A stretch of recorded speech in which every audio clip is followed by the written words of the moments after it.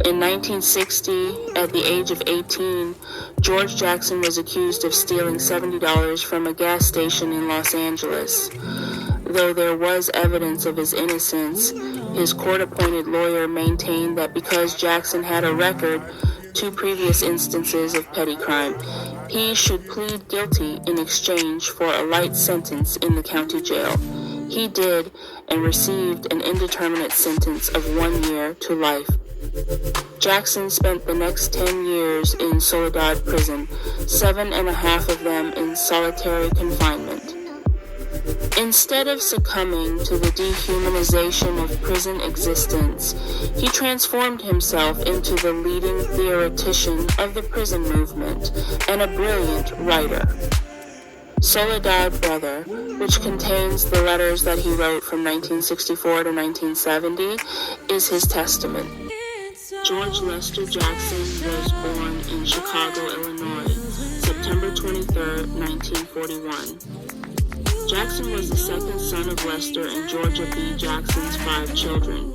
He spent time in the California Youth Authority Corrections Facility in Paso Robles due to several juvenile convictions, including armed robbery, assault, and burglary. In 1961, he was convicted of armed robbery for stealing $70 at gunpoint from a gas station and sentenced to 1 year to life in prison. During his first years at San Quentin State Prison, Jackson became involved in revolutionary activity. He was described by prison officials as egocentric and antisocial. In 1966, Jackson met and befriended W.L. Nolan. In 1966, Jackson, Nolan, and a prisoner named George Big Jake Lewis were alleged to have founded the Black Guerrilla Family, a prison and street gang from inside San Quentin. This is contested history, however.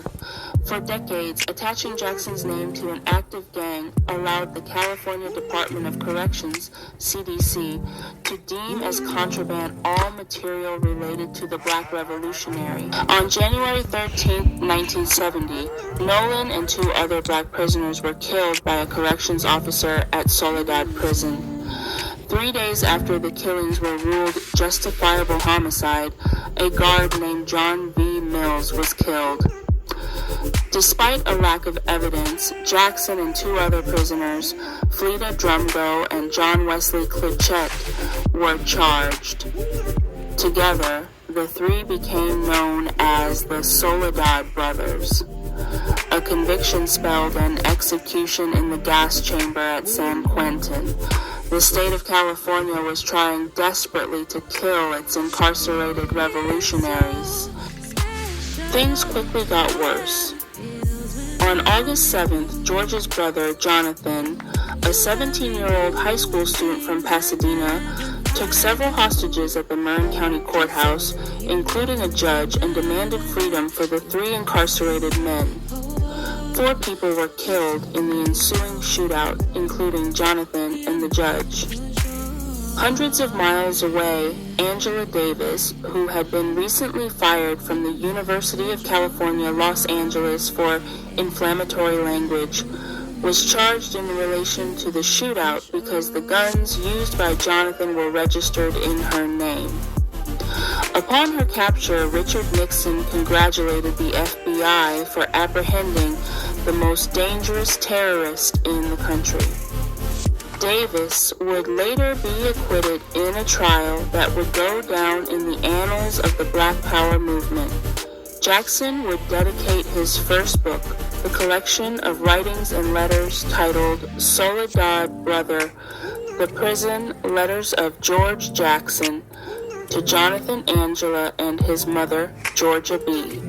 To the man-child, tall, evil, graceful, bright-eyed, black man-child, Jonathan Peter Jackson, who died on August 7, 1970, courage in one hand, assault rifle in the other, my brother, comrade, friend, the true revolutionary, the black communist guerrilla in the highest state of development. He died on the trigger, scourge of the unrighteous soldier of the people. To this terrible man-child and his wonderful mother, Georgie B., to To Angela Y. Davis, my tender experience, I dedicate this collection of letters. To the destruction of their enemies, I dedicate my life.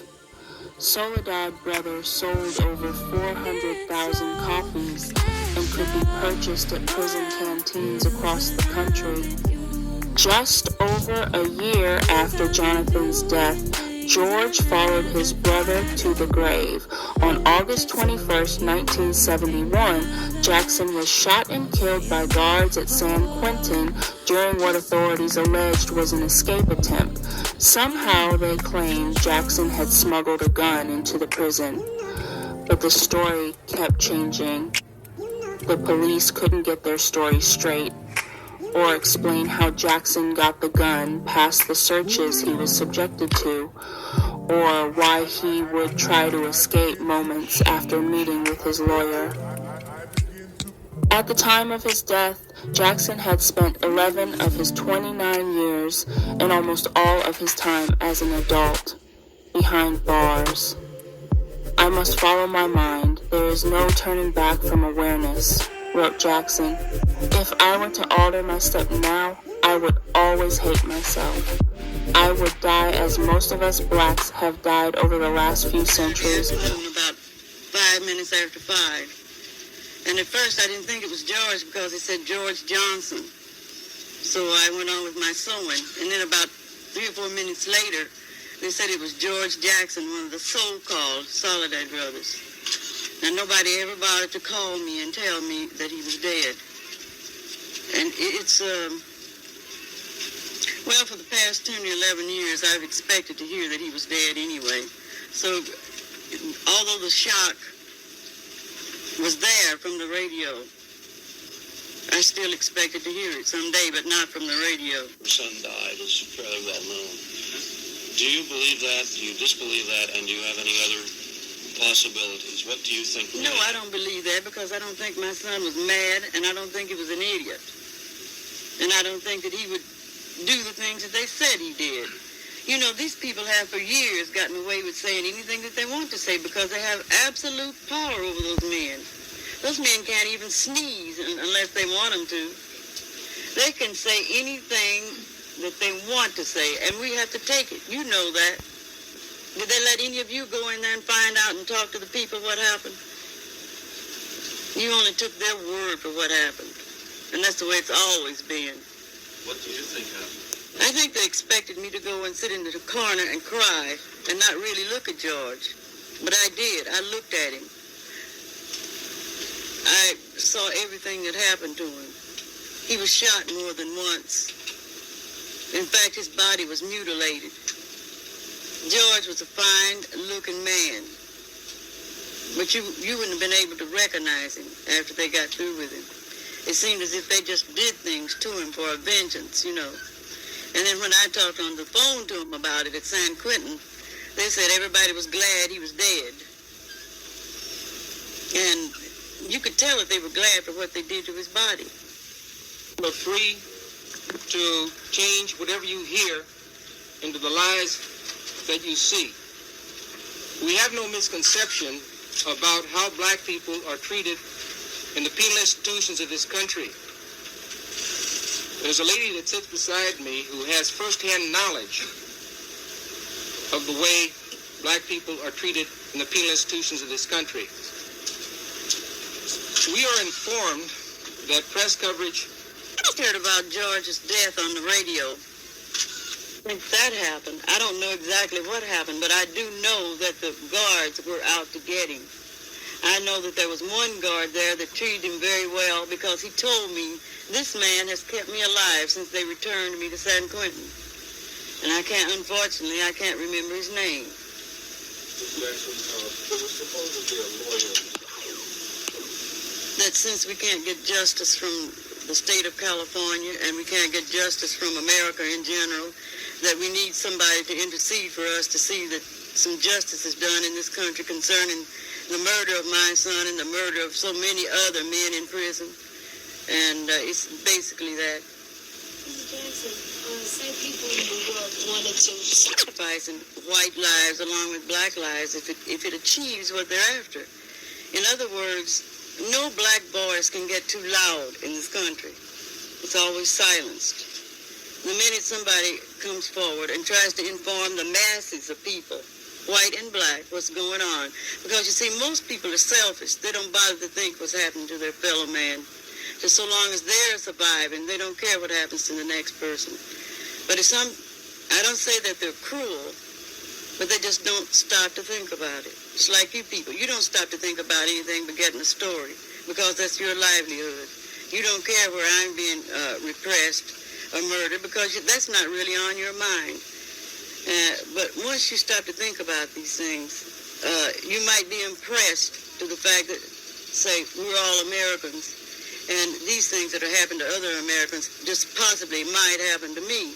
So in order to keep this thought from ever reaching any of the so-called good people, or the silent majority as they're termed, these things are conducted in a way as to make prejudice against, what's going on. They do this. They frame all these little lies in the prison. They keep people away from prisons. They build them way out somewhere where when you're poor like me, it takes you forever to get there. And if you get there, you've spent some money that you need to exist on in order to get there. First they tried to take your people away, keep him away until he's a political prisoner, even though he didn't believe it. If he hadn't believed in socialism, if he hadn't believed in that, he would still be a political prisoner. Because in this country, the prisons are run by whatever political party's in. This year it happens to be Republicans, so Republicans are running it. Next year, if the Democrats get in, they'll appoint their special little murderers to do their job. So it's no difference. There's a group in there that are Nazis. And this group, they call themselves Nazis. And this is the people who are hired, who are given special privileges by the guards to do their dirty work for them. Mrs. Jackson, Mrs. Jackson, I was wondering if Jackson's studio show. No, they're hired. That there is real trouble in his body that hadn't been something done to it. Where is his body now? He's buried in Mount Vernon, Illinois. Mrs. Jackson, you have decided to take this to the UN. On what grounds are you going to approach this body? On the grounds of, there's certain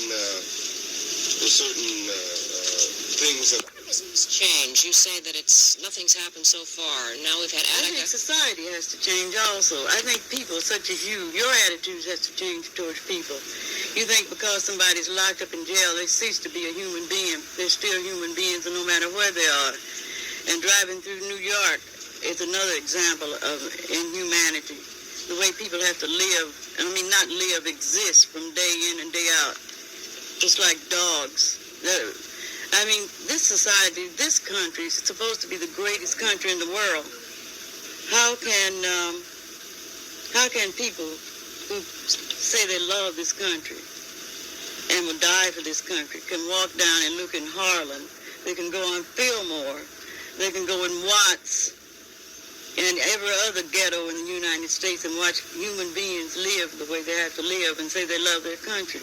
To me, this is a reflection on the country, the way people have to exist day in and day out and be deprived of everything that any human being is supposed to have. Just because all through the years they have not been allowed to achieve anything. And I think it's time people stop passing the buck and stand up and realize what's wrong with this country. That a certain few people want it all, no matter how much it is, and the others have nothing. They don't even want you to have welfare to exist. In other words, they want all black people and poor white people to die. They don't even want us here. And when are you going to wake up to the fact that this is what really goes on and stop trying to whitewash it? Has the United Nations given any idea that it would be sympathetic to your issue when you bring it before them? We haven't approached the UN yet.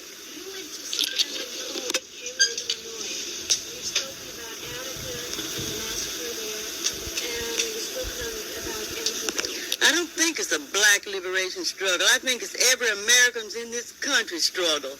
I think we're all Americans. I'm not an African. I'm a descendant from Africa, but I'm an American.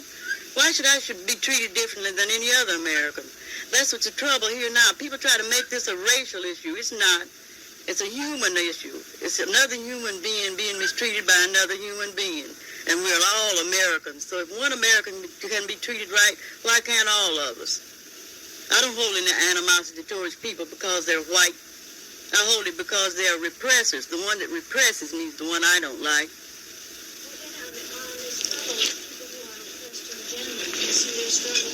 Reaching a new unity between people on the East Coast in Attica and the people on the West Coast? Of course, anybody that's repressed should be united.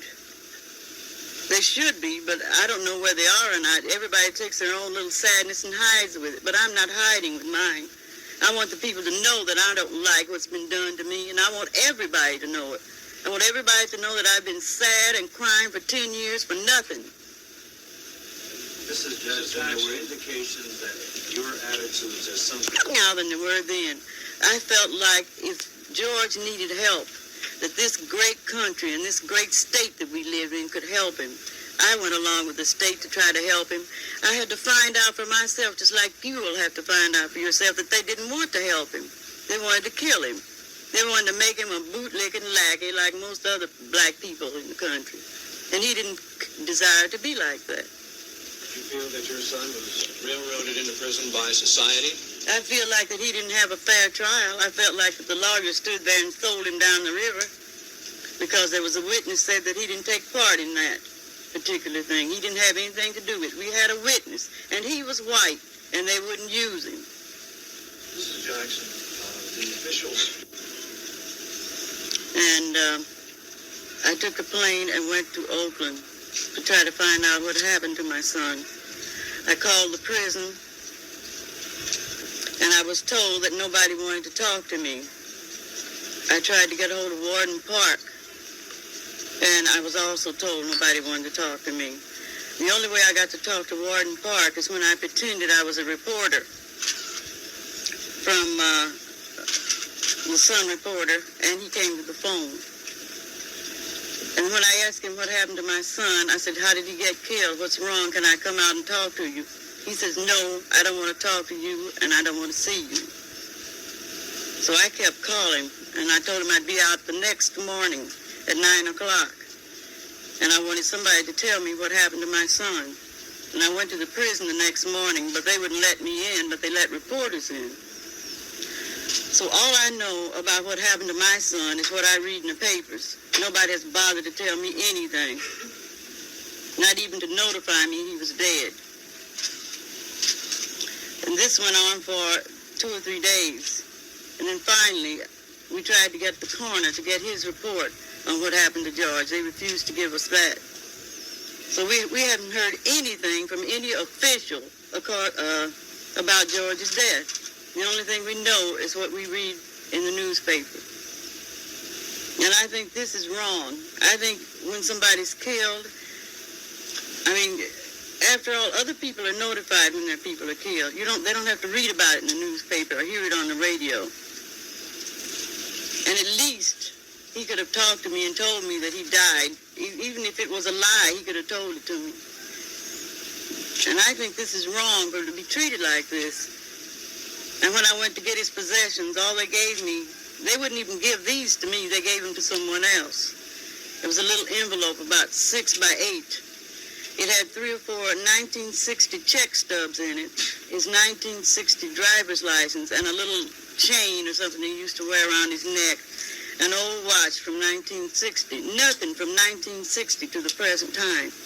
He had many photographs and books and letters from people in his cell, and none of these things they gave to me. They gave me no excuse except it's evidence. Now, I don't see how his books, his pictures of us and other friends could be evidence, but these things still are refused to us. And I think this, since I can't get any consideration from them, somebody has to say something. And that's the reason why we were trying to get a petition together to go to the UN. And this petition, we feel, will not only help George, but help a lot of other people too. Because these things not only happen to him, they happen to everybody who happens to be unlucky enough to be locked up. Years. You'd have to be directly involved with going there for so long to really know what goes on. I mean, you can't go there, take a visit to go in for 20 minutes, because when you go in, they clean it up. Everything is nice when reporters or some organization goes in for a visit. It's very nice. And once a year, they even have Chamber of Commerce to-dos, affairs at the prisons. And this way they can fool the public. They don't want the public to really know what goes on. But this murder, this harassment goes on every day of the year, except maybe when somebody from the public is there. They don't. My thoughts of George going to the youth authority is that somebody's going to try to help him if he needs help. But that was wrong. They don't try to help anybody when they take them in prison. They take them only to punish them. And in punishing them in this way, they either make them a idiot, they make them crawling on the ground, or in some instances, some people are strong enough not to become idiots. And I don't care what anybody says, my son was not a mad dog. He wasn't a mad dog killer, and that's what they couldn't stand. They couldn't stand that they had kept him there for 10 years and still hadn't made him what he wanted him to be. A lackey, a broken man, and somebody that they could just control, either that or a stool pigeon or an informer. That's all they try to make out of them. And in the prisons, when they go in, they have this program. It's not the program you think it is. It's a program where they have characters of what everybody who comes into prison should be. Such as they have some that they call queens. They have some that they call, I wish you could have, some of you who are very interested could have been around and talked to somebody who's brave enough to tell you what really goes on inside the prison. Because when you go there, most of the inmates are afraid to say anything. Because for 8 or 9 years, George was afraid to even tell us everything that went on. And many times, there have been people there assigned to kill somebody else. But this is one thing I can say even about the Nazis. Most of them respected George. And the guards were never able to get any of them to set him up to be killed. That's the reason why he stayed alive so long. He was a person that mostly everybody in the prison respected. And I've talked to a lot of people who've been on the parole, both black and white. And they have told me the same thing. I have people's names right now that will be a witness for me if I had any place to take the evidence to. But I don't have any place to take it. So therefore, I can't put their name in jeopardy just to the general public. Back in 1970, when those 3 men were killed at Solidad, we were not informed about anything that went on. We didn't know that George was going to trial for this until it had been going for a month nearly. The only way we found out about it was the public defender called me on the phone and told me. Now, he had been writing letters out to tell us what was going on, but they kept these letters. I guess at one time we got about 9 letters that had been written over the past 3 or 4 weeks. And these letters told what had been going on. I got a letter from another inmate who told me that they were trying to frame George for the Solidad murder of this guard. And, to give somebody's name like that to the authorities as evidence, these people have to live in this prison day in and day out, and they are afraid for their lives. But I don't think that really that anybody can do anything about the prison system. I don't think that you people or I or anyone else can do anything until the people who have control, such as the governor and, well, maybe even the president or somebody like that, really wants the thing to change. We have all these rules. There's been 2 or 3 senators from California tried to make prison reform, but these rules and these changes get bogged down and stay there for 15 or 20 years, and nobody does anything about it. So in order for things to be changed, the powers that be has to change them. And we know they don't want him changed.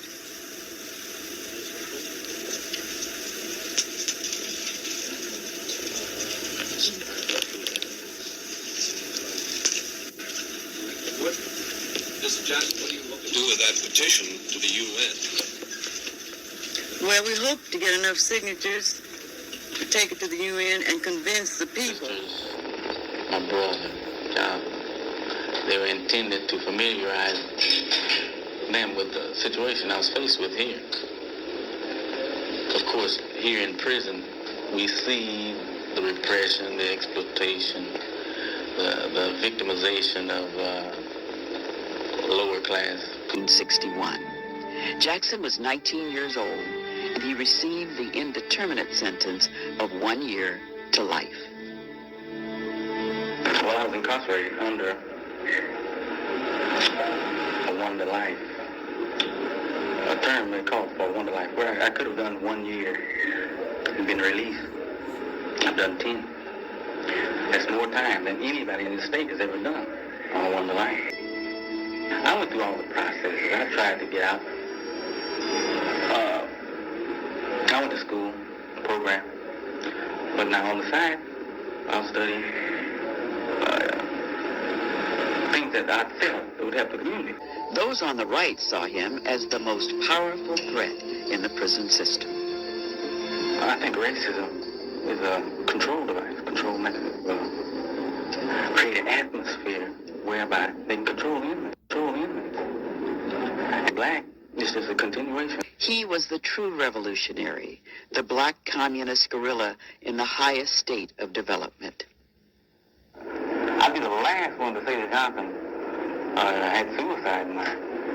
I'm certain that Johnson felt that the police would have some concern, would give some concern to the lives of those 5 civilians.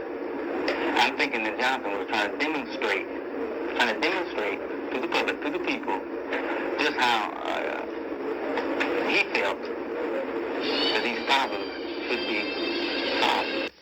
Was the incident for which you're charged now, was it a revolutionary act on your part? You're asking me to confess to something? Unless you wanted to. Did you kill a man? Look, one of the most important elements of guerrilla warfare is to maintain secrecy. I've killed nobody until it's been proven, and they'll never be able to prove anything like it. These 3 brief audio pieces have also never been digitized before. That fascism has already taken over this country. It took over during the Depression, and all above-ground political organizations has got to proceed. I mean, anything that's effective, that's really revolutionary. I'm convinced if it's really revolutionary, because of the existence of the fascist state, there's going to be resistance to every move that we make. Consequently, it's going to take a lot of brain work, footwork, to avoid the pitfalls and traps that the fascists are going to set up for us. I'm convinced that fascism exists in this country. And if you think about it a while, you understand that one of the principal cornerstones of fascism is disguised. There's 2 or 3 faces of fascism. The original thing where it begins as a almost anti-establishment, intellectualized movement. Once it sees its power, its whole complexion changes into one of terrorism, the suppression of vanguard parties and demobilization of the lower classes. When it goes into its 3rd state, as it has done here in the United States, I'm convinced that the United States has taken fascism to its apex. And we're in the 3rd state. We're living in the 3rd state here in the United States. And it's not necessary for the fascists to perpetuate themselves, to maintain themselves any longer with out-and-out brutal force. The impressions that we get from the movies and from the propaganda system that fascism is a period of doors being kicked down and people being gunned down in concentration camps, that's just a transitory period of fascism. Once it's established itself and is in power securely, then the whole complexion of the movement changes altogether. They have then control of the mass opinion molding machinery, and the upper classes have their governing elites to affect their ideals and to perpetuate themselves. And what is the essence of fascism? Is counter-revolution. Any real opposition political activity that's going to prevail after the fact of the emergence of the fascist state has to be very, very subtle, and it has to carry a threat, a latent threat. Anything that we do that is really revolutionary is going to be contested. I can give you 1,000 examples. I'm talking about the obituaries, the Panthers, and all the others. I'm convinced that fascism exists in this country, and consequently, my political approach to antithesis after the establishment of the fact of fascism has to be a cultural revolutionary thing. We have too many convinced Americans. Americanism is fascism in itself, right from the beginning. But we have too many convinced fascists in this country who are willing to protect it to the death. How can we attack at the productive point? An attack, a simple, direct attack at the productive point, at the plant, is absurd. The interest is fortified. It's been fortified. The opposition is well aware of Lenin. Very, very, very up on Lenin. And Mussolini, the architect of the first successful fascist state, was at one time a communist. And who could possibly be the best architect of a counter-positive mobilization of people's movements than a fascist? A guy who's been trained than a communist, a guy who's been trained all his life in scientific methods of socialist organization. They're up on us. They know about our old ways of organizing. And then, after the war, the consumer's market, the cornucopia of cheap, mass-produced, the flea market. That's part of the continuing basis of compromise. Some people's demands are being met, see? And they're convinced that the American way is the right way. As fascism emerged and advanced and took hold, it became impossible for us to use old methods. They're up on Lenin.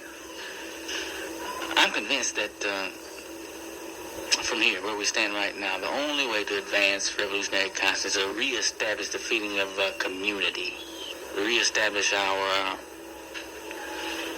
class consciousness, is to create revolutionary culture. I believe in the commune, the ideal of the central city communes. And through the communes, as we feel in vacuums that the power elite, or the governing elite and the upper classes have left, as we fill in these vacuums and give people something to hold, something to defend, as we extend our programs into significant areas, attacking property relations, we'll be striking two blows at one time. We'll be re-educating, as you emphasized. We'll be re-educating, and we'll be preparing the people to defend themselves. This is the whole thing about the people aren't ready now. It's presuming that the people aren't willing or capable or have enough brain power, if they haven't the thought capacity to act in their own defense. And we counteract this by giving them something to defend, something to hold. And as our programs extend into the significant areas of property rights enjoyed by the fascists, then we'll be moving into military activity. For an example, I'll give you a brief example. What uses a rent strike if we allow the pigs to move in and beat everybody up and set them out on the street? You know what I'm saying? It's very simple to convince the people with our political elements that they should withhold their rent. There's a positive material gain for them to go along with the program, but we make no advance whatsoever in revolutionary consciousness and class consciousness, rebuilding of class consciousness. After the fact of fascism, it means that we have to first reestablish class consciousness, revolutionary consciousness, or whatever you choose to call it. We have to reestablish the sense of community. These three brief audio pieces have also never been digitized before. Among the lower classes, and then the upper classes, they strengthen their sense of community. The so-termed diversification of stock ownership. What it did actually was create a great community of interest among the upper classes. They are no longer interested in the survival of their one individual concern or firm. Fascism means that this upper class is now concerned with the general survival of the whole business system. This is a business-based elite, a business-based upper class. And they no longer compete with each other. They have a great community of interest. We have to establish a community of interest of our own from the bottom. Consequently, that means advancing along a cultural, revolutionary, communal form. And it makes a great deal of sense what Huey Newton and the brothers are saying. We have to prove to the world and to this country and to the fascists that the concentration camp technique will not work on us. That's our whole job right now. Later on, once out, it'll be a little different.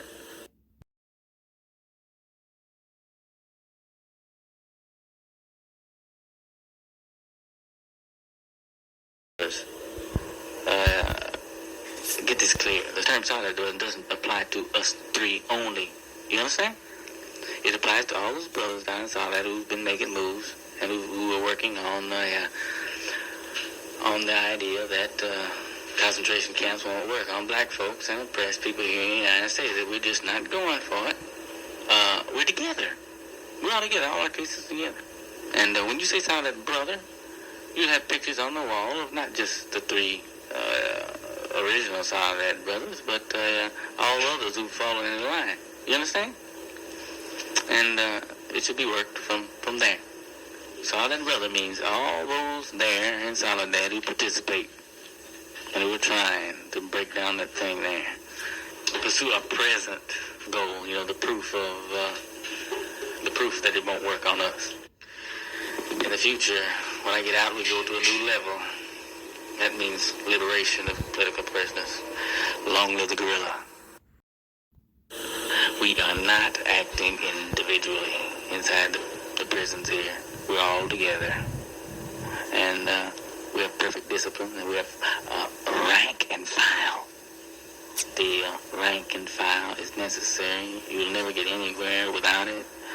And I think that the failure of the last 50 years, the failures that allowed fascism to emerge right out in front was we can contribute to lack of discipline and lack of the ability to create a policy out of 1,000 conflicting opinions and subjective interpretations of what is.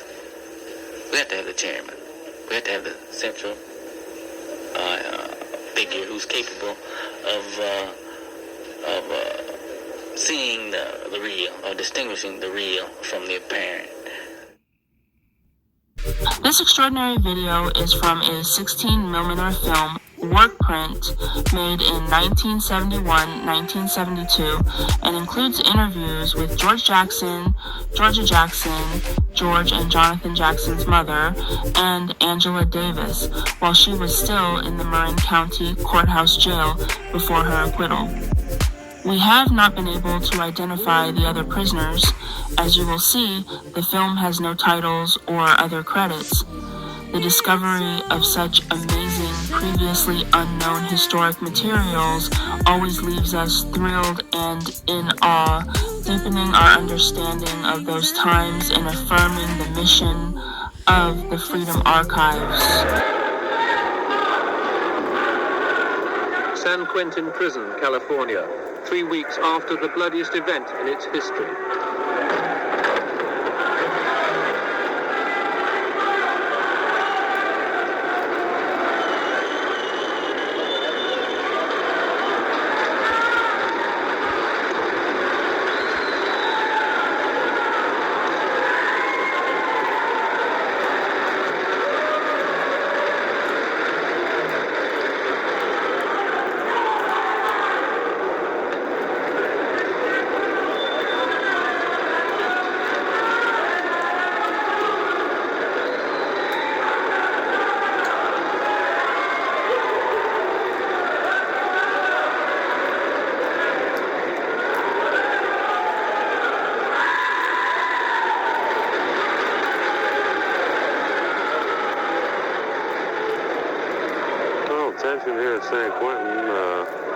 something you can't explain. You have tension, something you can feel. You can actually walk in here and feel it, if there's tension. We have the Ku Klux Klan and the Black Panthers who would like to get at each other's throat and who use every opportunity to inflame racial tensions. Well, we have different groups in the institutions such as Nazis, Black Panthers. Nazis? Nazis. What are they? Well, they're just a group of fellows. Now, I don't know. Some of them are pretty good people that I have to deal with. Now, whether you want to call them radicals or not, I don't know. But being a Nazi, I would say radical. Maybe divided in racial groups, the Mexicans be on one side, and all the brothers be on one side, all the whites be on another side, and it's constant tension, in this yard. It's constant tension in this institution. I imagine there's constant tension in every institution around the world, but I believe more so here. Like I said before, I don't really exactly know why, like just the smallest incident, some of the simplest thing can touch off a race riot or some kind of riot, when a white sticks a brother, then it's automatic retaliation.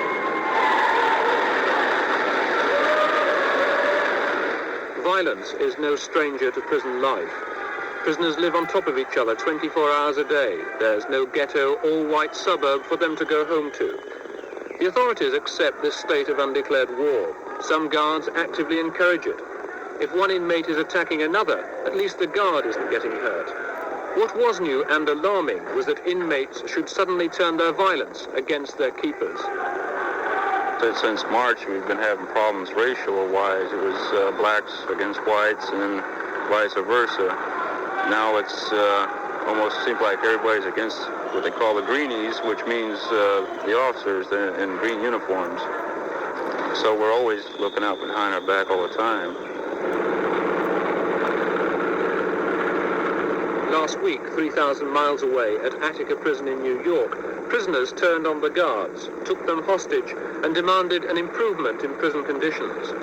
For 4 days they held out, openly displaying their hostages in the prison yard. While negotiations went on inside, 500 state troopers stood by outside the prison.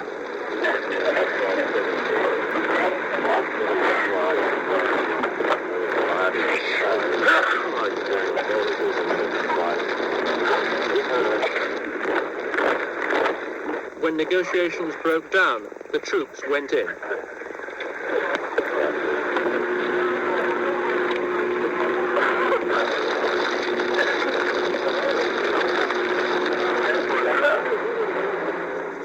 Overwhelmed by tear gas, helicopters and bullets, the rebels surrendered. 39 people died in the battle, 9 of them hostages, killed in the crossfire. Governor Rockefeller claimed that the whole incident was the work of professional revolutionaries. In the most dramatic possible way, Attica alerted the American public to the conditions that existed inside many of its prisons. You might be able to say life is the living dead. Because looking at the faces around here and look at the men that have been here for a period of time, you can just about imagine what they went through. I mean, just look around, you can see all their life has been drained out of them.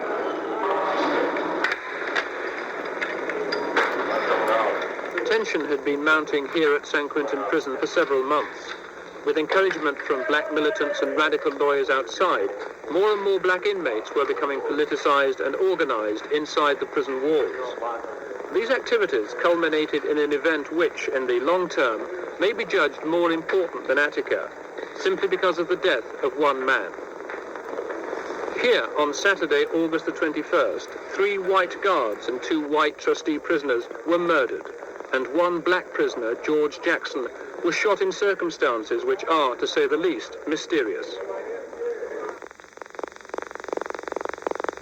George Jackson, more than anyone else, was responsible for the new mood of militancy inside America's prisons. I love him like a brother, I respect him for what he believed in. That was a change, I definitely believe in a change. There's got to be a change. Well, George Jackson was a smart was a smart man as far as being smart, but he was a belligerent radical as far as I'm concerned. I've had dealings with the man. And if he was, I feel this way, if he was trying to help his people, or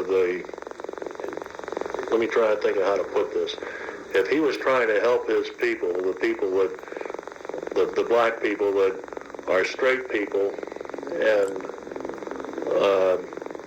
are never looking for trouble outside of their radicals. George Jackson was a radical, period. This is my estimation of the man, although he was smart. But George Jackson, like I say, I've had dealings with him, and I wouldn't give you 2 cents for a carload like him. George Jackson was born in Chicago 30 years ago today. Life was poor. We were very poor. We lived in cold water flat. But it was nice. It looked like a little dollhouse on the inside. How was that? Because I painted it and fixed it up nice, kept it clean. And everybody was always surprised when they came in our flat by the way it looked, you know, the outside and where it was without the way it looked inside. When you say you were poor, how poor were you? Very poor. We used to live, back in the 40s. My husband would make probably $19 or $20 a week. We would usually always buy baby food first. And if anything left, we'd buy something for ourselves. If it wasn't, we wouldn't. That's how poor we were. Did George ever talk to you about the fact that he was black and you were black and that you were a poor family? Did he ever discuss that with you? I used to talk to them about it. I used to tell them that they were black, and in order to achieve, they'd have to be twice as good as white. I said, if you're twice as good as the white in school, then maybe you'll make something. Yes, that's what I used to tell them. It was the truth. So why hide it from them? At 19, he took part in a minor robbery. With already 2 convictions, he pleaded guilty to get a lighter sentence. He got 1 year to life, a sentence in which the inmate normally does a couple of years and then is paroled if he behaves. Jackson was never paroled. He spent 10 years inside, mostly at San Quentin, mostly in solitary confinement cells like this. I always look forward to going, but I have to leave it. That's the bad part of going to see him. You have to leave him there. And I can't make you understand because you've never experienced it. But when we would go and visit him, and they would take him back, and I'd have to look at his back, walk away from us. And when I knew that he wanted to go home, we were so very bad. That's the part that hurt.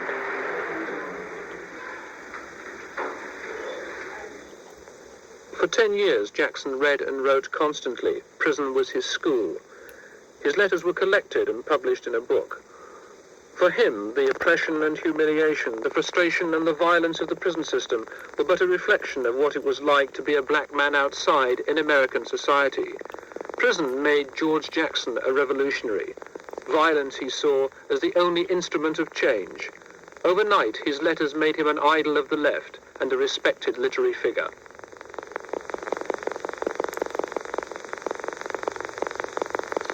The letters to my family, my mother, my father, sisters, my brother, John, they were intended to familiarize them with the situation I was faced with here.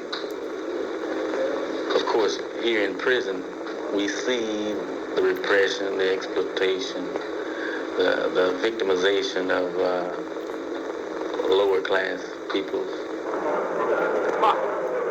Jackson's political education was aided by one of those strange liberal quirks in California law, which allows a prisoner mental, if not physical, freedom.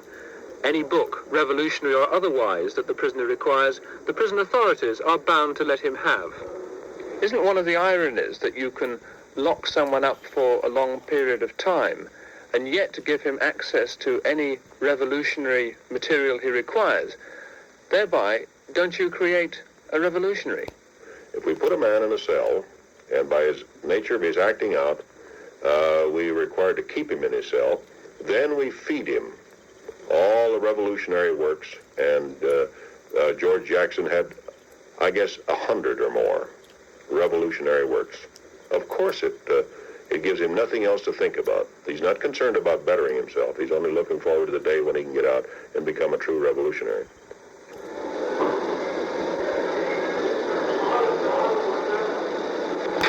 You guys want to step on the chair? Not only do prisoners have time to read and study revolution, they also have time to organize and fashion the instruments of guerrilla warfare, the bomb, the knife, and the gun. San Quentin has its own counter-insurgency troops. Stiff.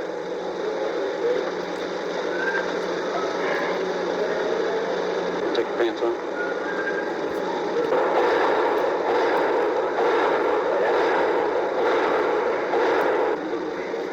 See your shoes.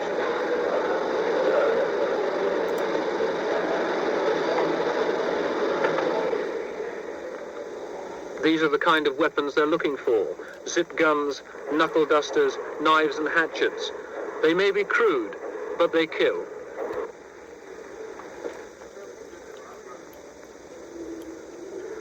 The violence that had been building up suddenly erupted at this prison a year last January. In a racial brawl, 3 black prisoners were shot down and killed by a white guard in a gun tower. A few days later, a white guard was murdered in retaliation. 3 black prisoners were charged with the killing. The prison was Soledad, and the accused became known as the Soledad Brothers. George Jackson was regarded as being the ringleader.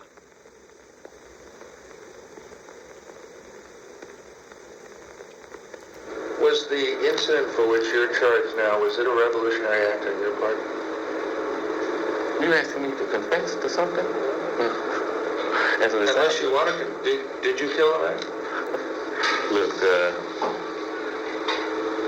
one of the most important elements of guerrilla warfare is to maintain secrecy. I've killed nobody until, it's been proven. And they'll never be able to prove anything like that. Legal proceedings seemed to drag on endlessly, getting nowhere. In anger and frustration, George Jackson's 17-year-old brother Jonathan walked into the Marin County Courthouse where 3 black prisoners from San Quentin were on trial. He threw them some guns and with their help took the judge, a district attorney and some of the jury hostage in an attempt to ransom his brother.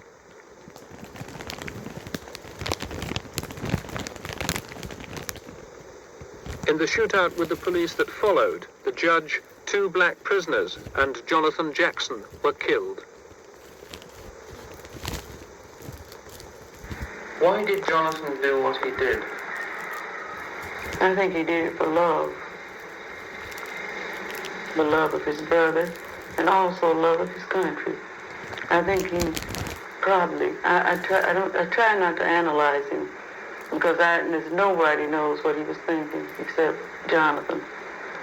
But I think he did it for love of his brother and his country. He was trying to wake the people in this country up to the fact that black people had nothing. We have nothing in this country. And he was trying to illustrate this to the people. That's what I think. Did Jonathan know that he would probably be killed in the attempt? I think he probably knew it. I'm pretty sure that he's intelligent, and I think that I would know that I would be killed if I tried something like that. The guns that Jonathan Jackson used were shown to belong to Angela Davis, a black Marxist university professor whose political views had already involved her in clashes with the California establishment. She'd become a leading figure in the campaign to free George Jackson, and it was said George's brother Jonathan had become her bodyguard. A nationwide manhunt followed, and Angela Davis was put on the FBI's 10 most wanted list. Several months later, with hair cut off and glasses changed, she was arrested in New York and sent back to California to stand trial.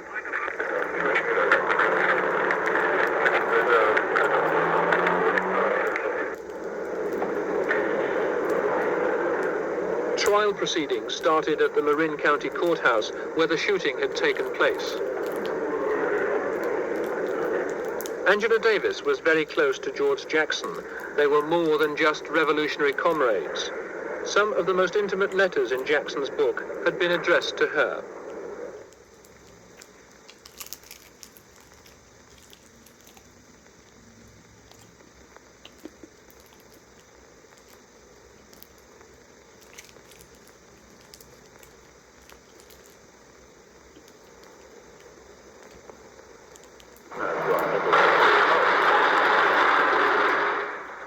For the past year, under the tightest and most sophisticated security conditions in America, Angela Davis has been held in the Marin County Jail, waiting for her trial proper to begin.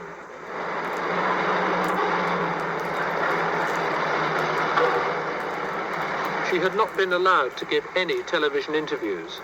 Our attempts to film an interview with Angela Davis are perhaps the best possible indication of the kind of fear and tension that surrounds her. After prolonged haggling, permission was granted for the interview to be shot through a soundproof, bulletproof screen. I was to be on one side, and Angela Davis was to be on the other. Our only means of communication was to be via the telephone. At last, the authorities gave way and allowed me behind the screen, but the film crew had to stay on the other side. Angela, some of the letters that George wrote you are not revolutionary tracts, but they're love letters in almost the romantic sense. How close were you to George? Well, we were very close, both as revolutionary comrades and also in a personal sense. How in a personal sense? How did you get to know each other? The first time I met him was on the occasion of one of the court appearances in Salinas, California. I had not really expected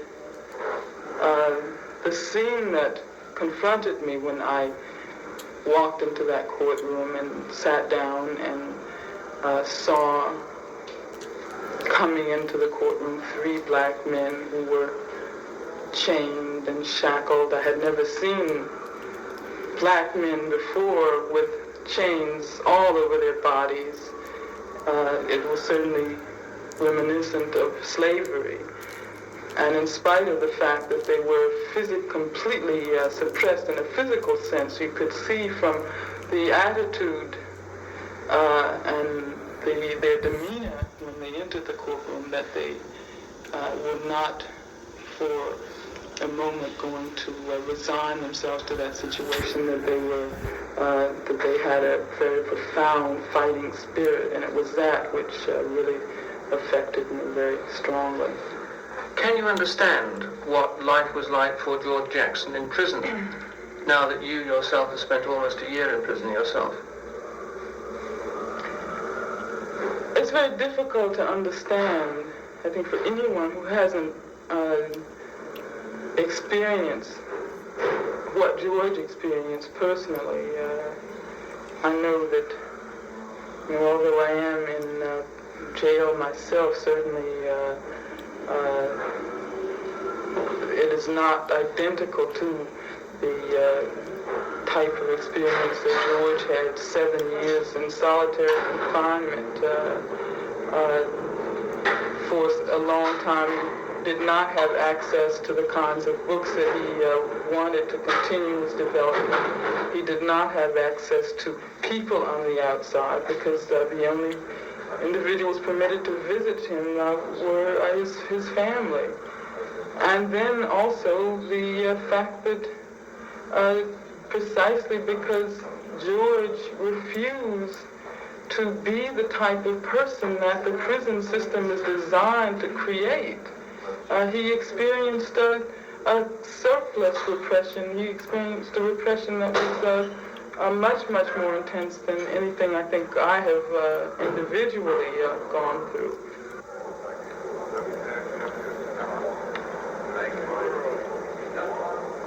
Three weeks ago, on August the 21st, at San Quentin Prison, George Jackson was killed, 2 days before his trial was finally due to begin. This is what the prison authorities say happened on that day. Stephen Bingham, a radical young attorney, came to visit Jackson and passed through a metal detector like this, which bleeped.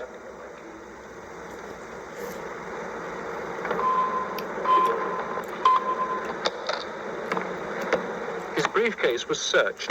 and found to contain a tape recorder. Hidden inside it, say the authorities, was a gun like this.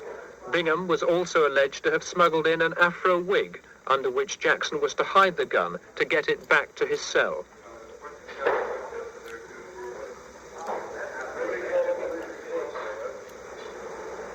Jackson then walked through this door, so the authorities say, across the front courtyard of the prison and back to his cell in this block.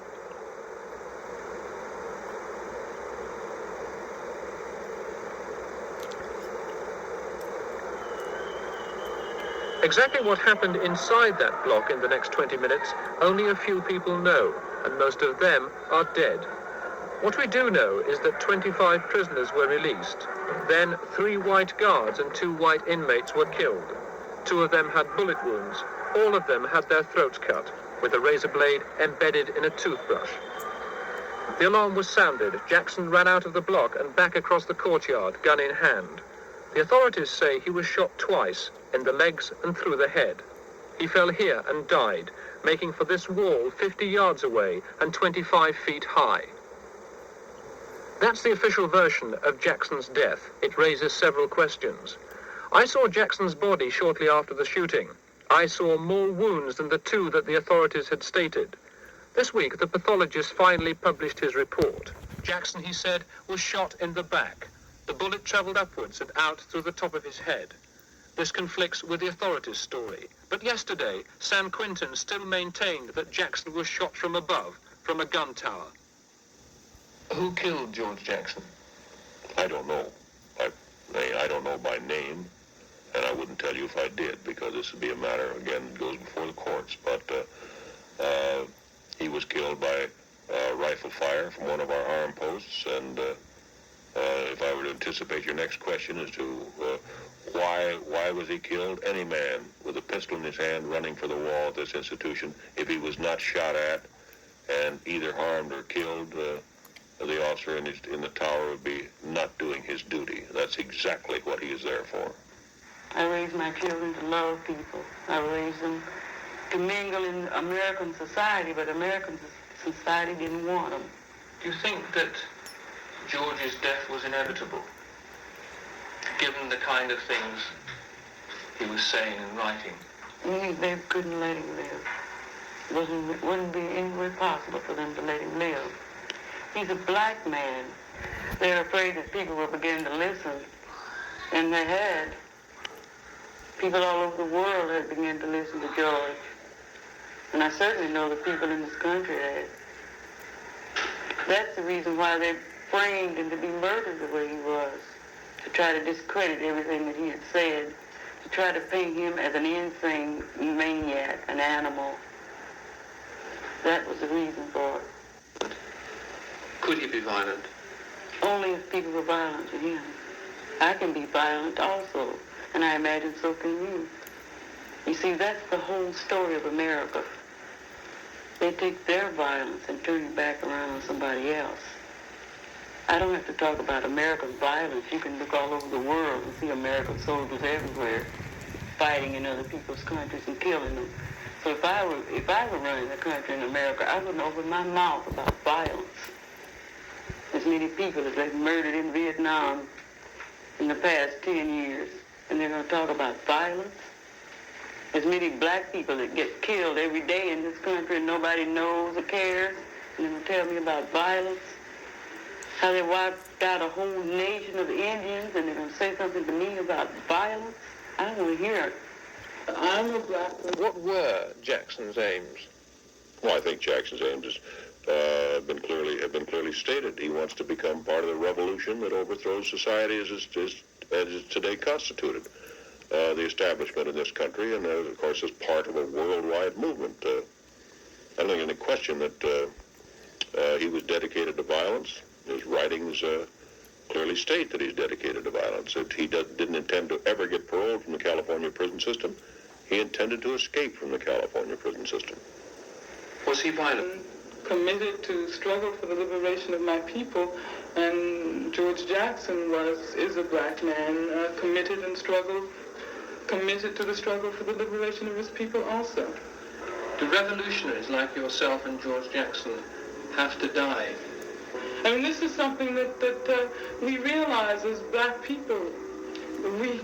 It might possibly happen to any one of us, and especially if we have made it clear that we're going to continue to struggle no matter what the circumstances are. George certainly is a symbol, but he made very, very profound and very, very concrete contributions to the black liberation struggle in this country.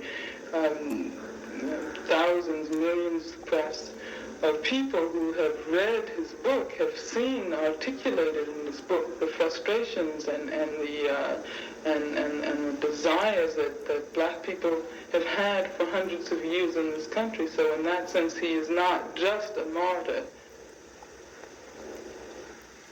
George says to us, "Arise and walk.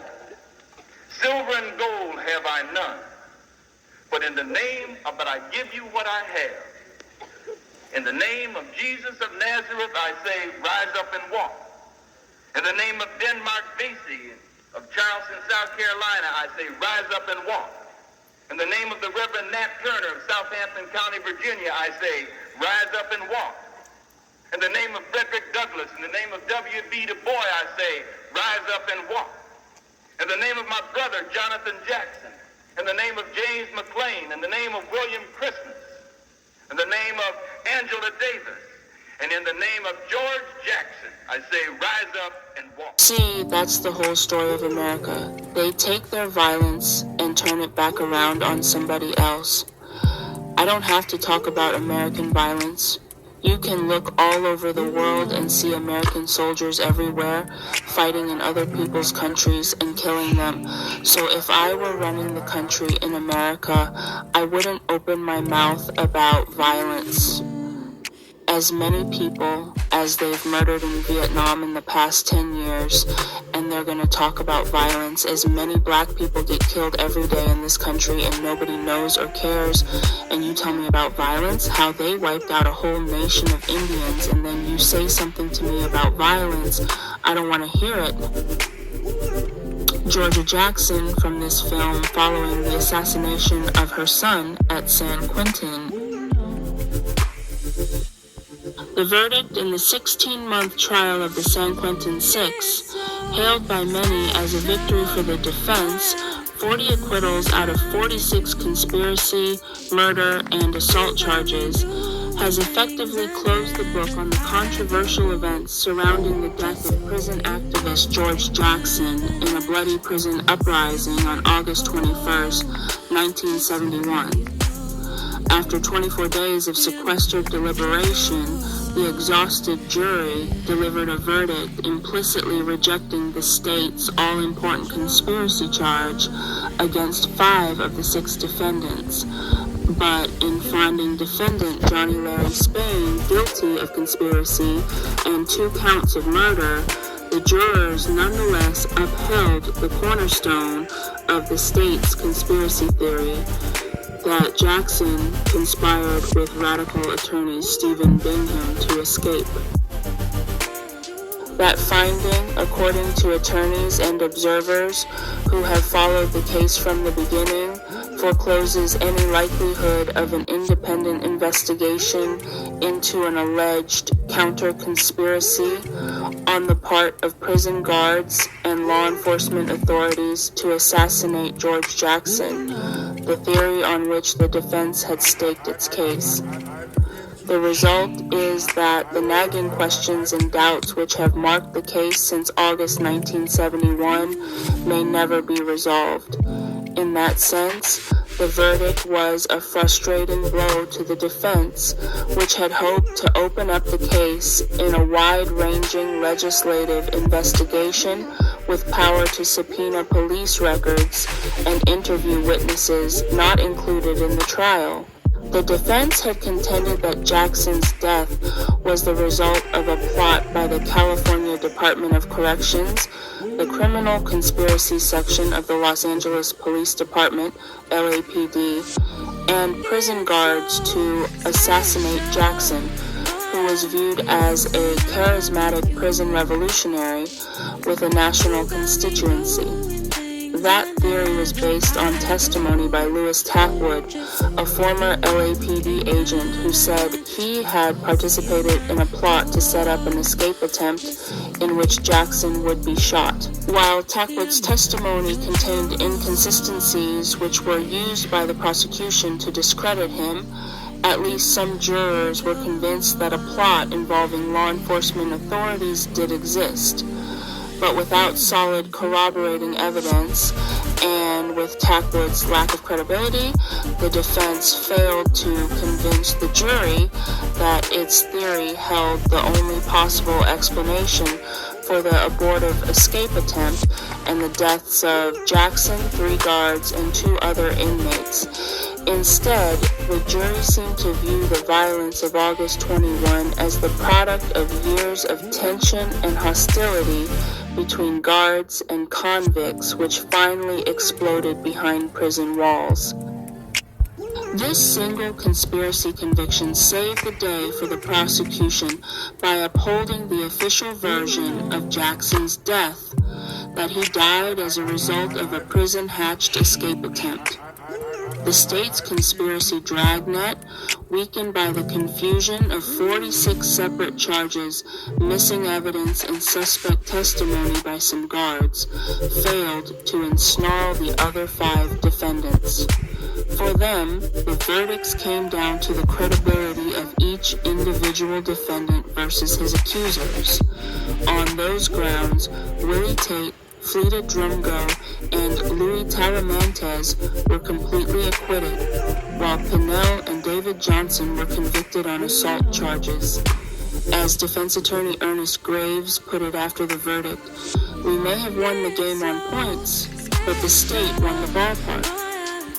A reference to Spain's conspiracy conviction, which, barring a successful appeal, will leave the controversies of August 21st, 1971, still up in the air. George Jackson's unfinished revolution. 52 years since his death at the hands of California prison authorities, George Jackson's legacy has left an indelible imprint on the ongoing struggles for liberation from capitalist exploitation and the prison state. Make sure you guys check out the movie on the life of George Jackson in the movie called Black August. This movie is on Prime Video, or if you have a Fire Stick or Roku TV, you guys can check it out on one of those free apps that you guys have.